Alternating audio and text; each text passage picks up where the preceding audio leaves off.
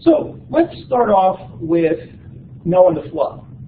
And before we get into the Quran, I want to kind of pull our collective knowledge. What are some of the important details, parts of Noah and the flood from Genesis 6 through 9?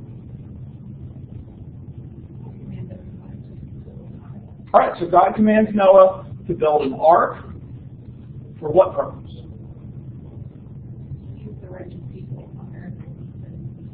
All right, so he's going to be sending a flood. That flood is going to be localized. It's going to be universal. All right, worldwide flood is going to destroy the world. Who is saved in that? In Noah and his family. As well as 2 each time. All right. So before we get to the animals, let's talk about Noah and his family. Who is included in Noah and his family? All right, so Noah and his wife, their sons, and their sons' wives. How many sons does Noah have? 3. All right, so they are the only human beings saved on the ark. All right, so bringing in the animals. Noah's told to bring in the animals. What are some of the things about bringing in the animals? All right. 2 of each kind, male and female. When we get to chapter 7, there's a slightly different distinction made. It's 7 pairs of each clean animal, 2 pairs of unclean animals. All right, so get all these animals in the ark. Flood comes. What happens after the flood? About a year. We'll just crunch there, right? Water's on the earth for a year. Right. Flood waters recede. What happens then?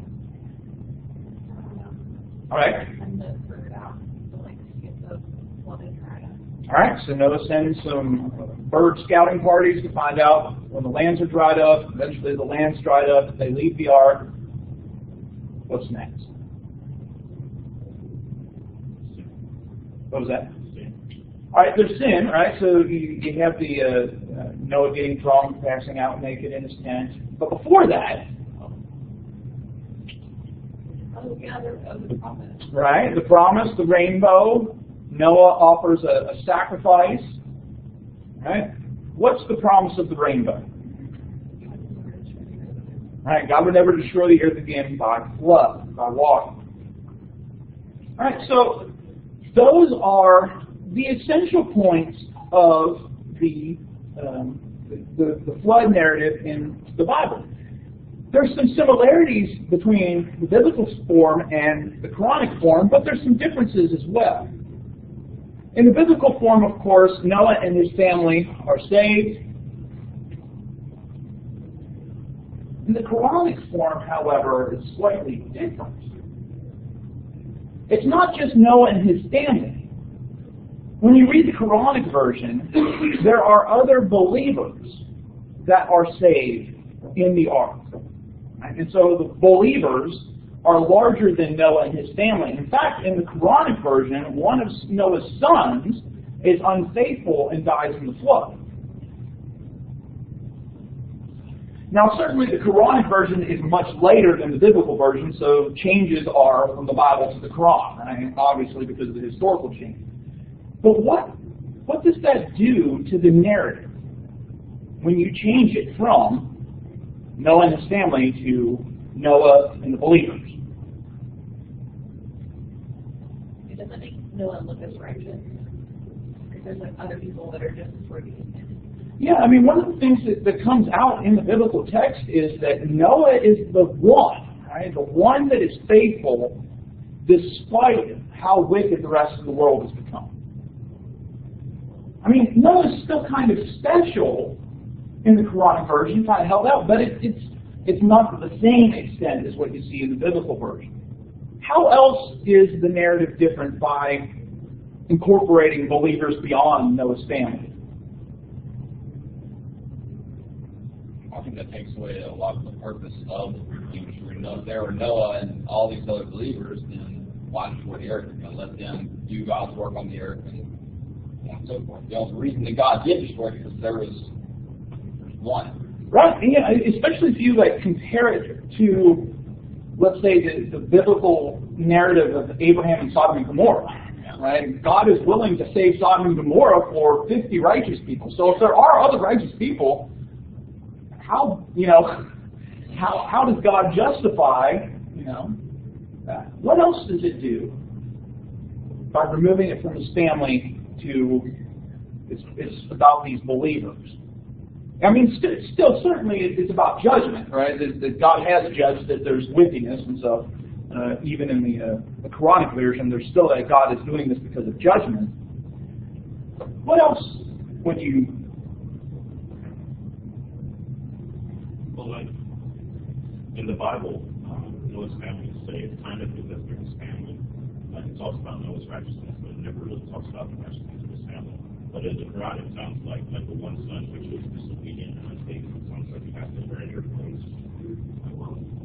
You have to earn your salvation.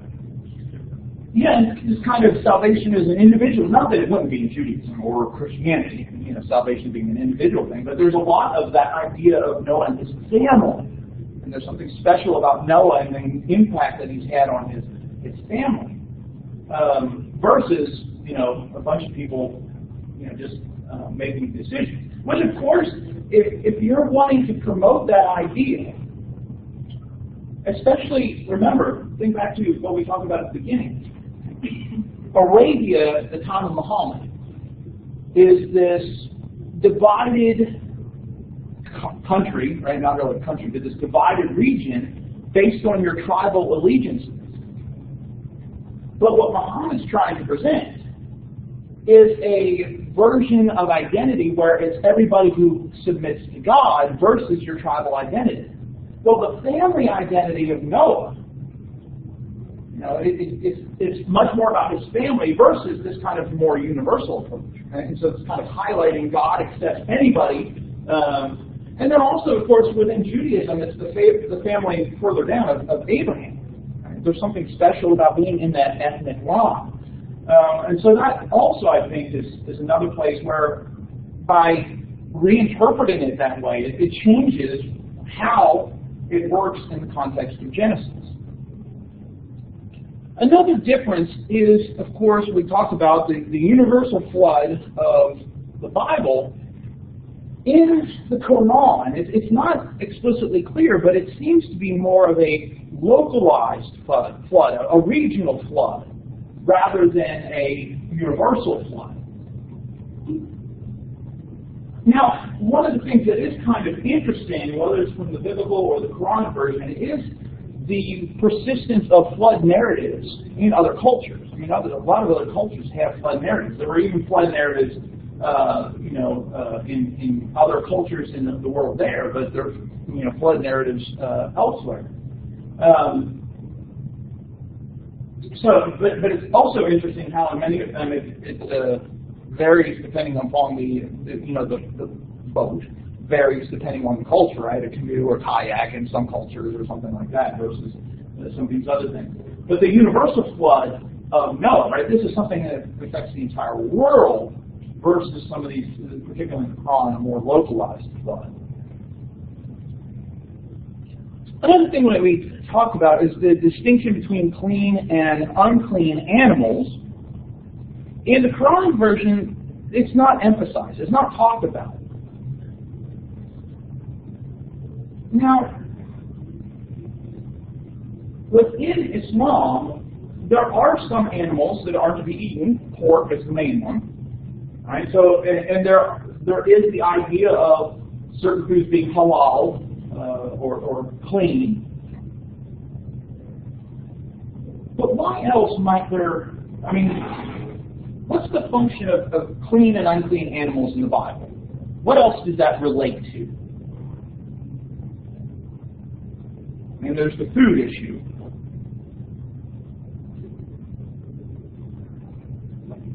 It relates to the sacrifice, right? And so the animals that are to be sacrificed are clean animals. Well, within Islam, we have, Eid at the end of the Hajj, which is about, sacrificing the animals and taking the food and giving it to less fortunate, there isn't as much of that notion of sacrifice like it was in Judaism. So you do have the context. And so that is a difference as well.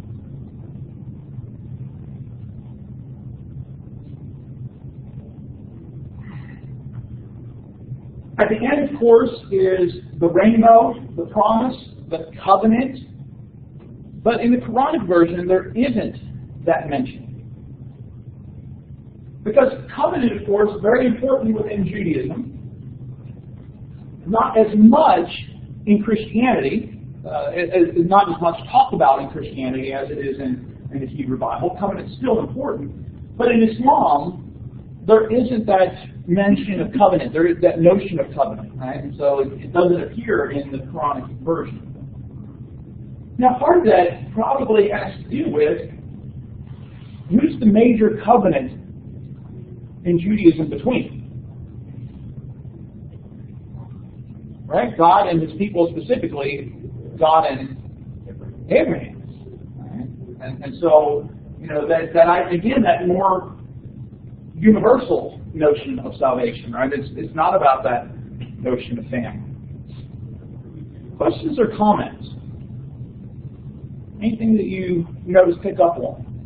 Anything that you think is interesting? Why do you think it's a little less universal? Yeah, I'm not totally positive. Now, again, a lot of that, I say may be there because it's a little unclear. But, maybe it's localized because it's related to that idea of Arabia being so against God and needing to be kind of cleansed. So maybe that kind of connection. Maybe, but I'm not specifically sure what kind of point that might be making. Other thoughts, comments?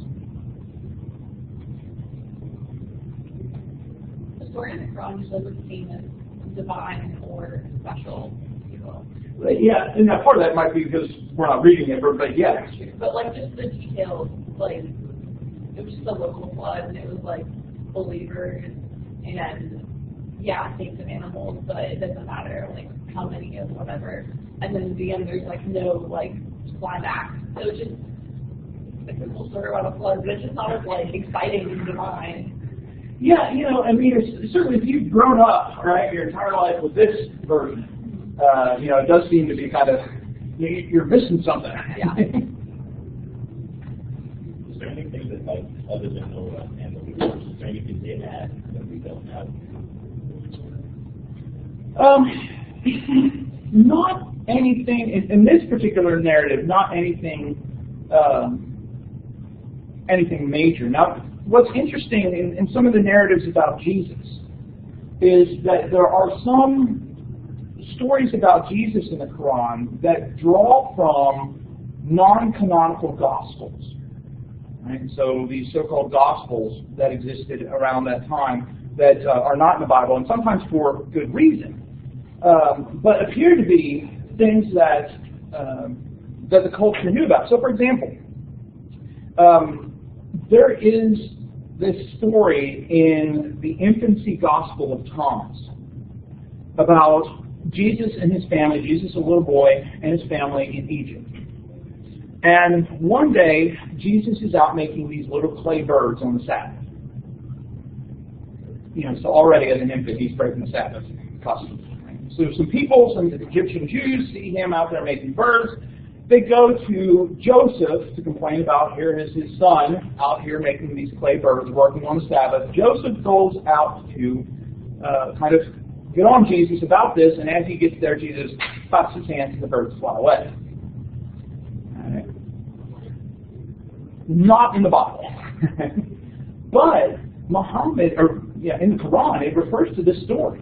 It refers to about Jesus making the clay birds. So even some of these stories that Christians did not consider canonical stories, the expectation is that the people that are hearing this would have known. And so there are some stories where there are those extra details that are different than exactly something like this. Our second example I want to look at is the golden calf.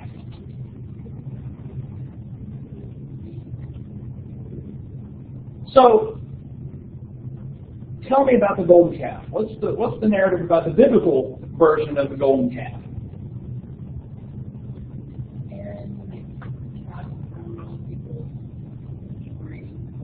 All right, so Aaron makes a calf out of the people's jewelry and gold. Where's Moses in all of this? All right, he's on Mount Sinai. What's happening while he's on Mount Sinai? Right? Giving them the law. What is it that motivates Aaron to make this golden calf?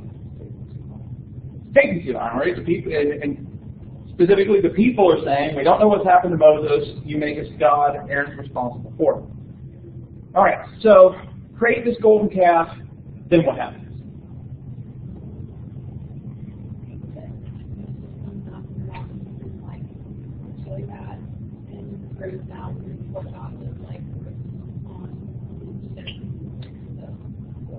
All right, throws down the tablets, right, that God had written the law on. Really interesting kind of, when you read through Exodus, it's that later part of Exodus that gets really deep and detailed, and so it's tough to kind of go through all this, to, make the ark of 1.5 cubits by 2 cubits, and so people, but, he's going through all of that, and all of a sudden, it's how I picture in my mind, right? God's giving all the laws, and all of a sudden he tells Moses, go down there. For your people, so it's kind of like Moses is paying attention to all these laws and the patterns and the blueprints that he's giving them, and all of a sudden God stops and says, I'm going to kill these people.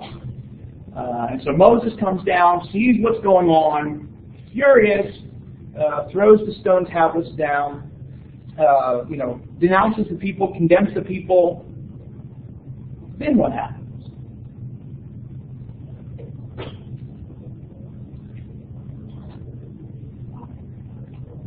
Yeah, this is a part that doesn't show up in the Sunday school lesson.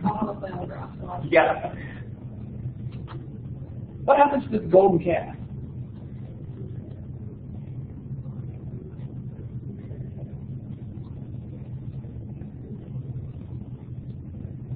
It's melted down and then mixed with water, and the people are forced to drink it. But there's other stuff that happened too. Moses calls for people who support God to come to him. There's a specific tribe that comes to him. You might not know. I'm catching that this is some part of the, which is fine because this is the part that doesn't get talked about. But if you had to guess, which tribe is the one that ends up coming to Moses? Judah's a good guess. Judah's not right though. Another major tribe, not Benjamin, that would serve God's people. The Levites, right? So the Levites come to Moses. He tells them to strap on their swords and then go out and kill the people that are doing these things, right? There's this Levitical purge, right? The Levites go out. Then also there is a plague that God sends among the people. Now you see why this doesn't show up in the kindergarten version of the golden calf. In addition to the reveling, right, that went on in worship of all this. Right? So we kind of get the sanitized version, but it's all there in the biblical version. Well, let's compare a couple places where there are differences between the biblical version and the Quranic version.